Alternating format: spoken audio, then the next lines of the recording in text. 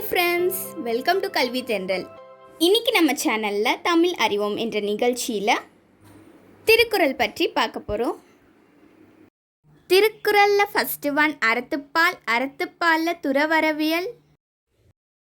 துறவரவியல்னா அதிகாரம் 31, வெகுளாமையில் 308வது குறள் தான் பார்க்க போகிறோம். வாங்க வீடியோக்குள்ளே போகலாம். குறள்.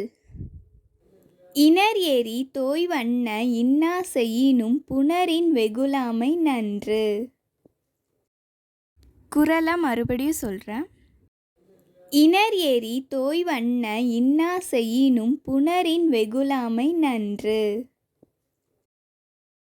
தெளிவுரை. ஒருவன் தன்னை பெருநெருப்பில் இட்டார் போன்ற பெரும் தீங்கு செய்தாலும் அவனிடம் கோபம் கொள்ளாதிருக்க வேண்டும்.